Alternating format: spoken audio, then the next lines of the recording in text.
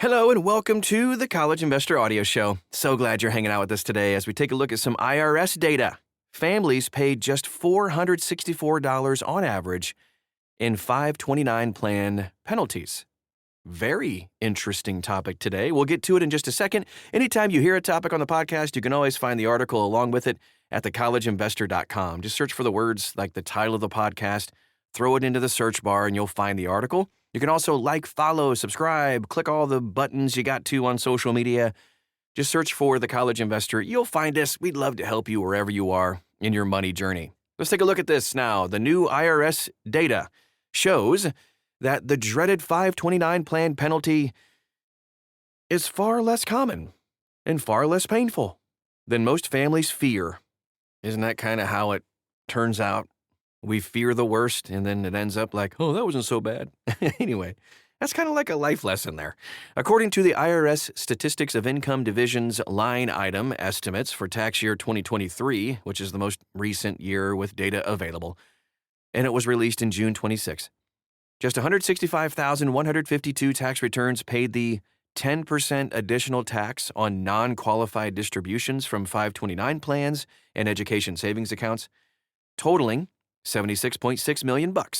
That works out to an average penalty of $464 per return for people reporting 529 plan distributions. Not too shabby. Out of the more than 160 million individual returns filed for 23, roughly 0.1% paid this penalty at all. 0.1%. Here's why it matters.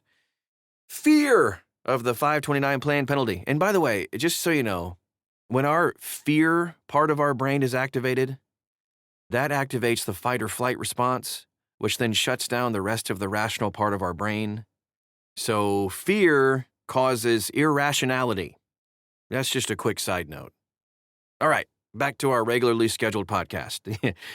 Fear of the 529 plan penalty is one of the biggest reasons families hesitate to open a 529 plan. What if my kid doesn't go to college? What if they get a scholarship? Well, what if we save too much? All right.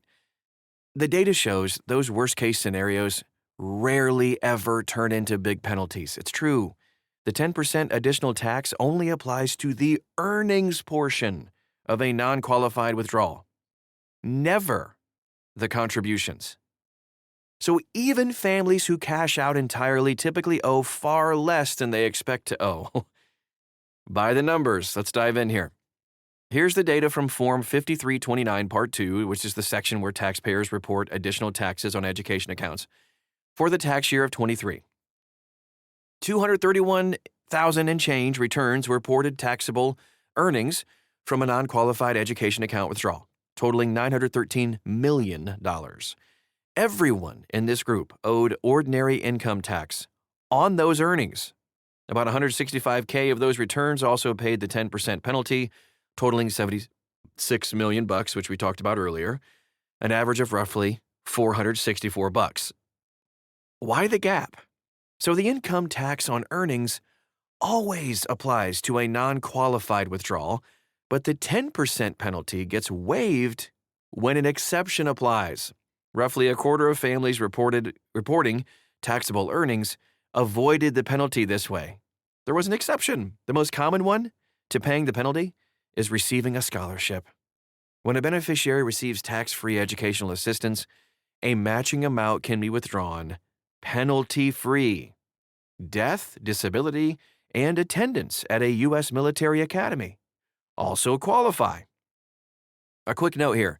The IRS combines 529 plans, covered LESAs, and ABLE accounts on this line, but 529 plans hold the overwhelming majority of education savings assets. The figures also slightly understate the total, since filers with no exception can report the penalty directly on Schedule 2 without filing Form 5329. Don't let that confuse you. Let's just connect the dots for you. The penalty has become even easier to avoid in recent years because qualified expenses now stretch way beyond tuition, covering K through 12 tuition even. Kindergarten, student loan repayment up to $10,000 per beneficiary, trade schools, apprenticeships, professional licenses, all that stuff. Leftover funds can roll to a Roth IRA as well.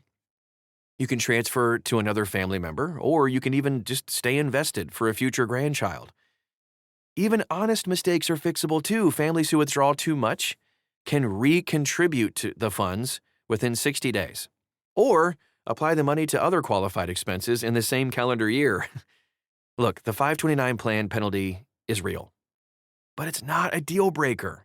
In 2023, the latest year with IRS data, fewer than 1 in 1,000 tax returns paid it, and the average hit was under $500.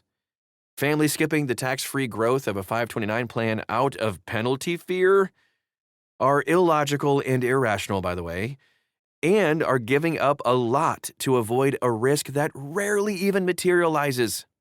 And when it does, it costs less than a semester's worth of textbooks. And by the way, those commonly asked questions, what if my kid doesn't go to college? What if he gets a scholarship? All that kind of stuff. We answer those questions in previous podcasts and also all over our website. You can find all the information you need about 529 plans, contribution limits, savings calculators, ownership rules, all the stuff right inside the website, thecollegeinvestor.com. Type in those words on socials. You'll find us anywhere you are, and we'd love to help you in your journey with money, all things money. Thank you so much for stopping by today, and we'll talk to you again real soon.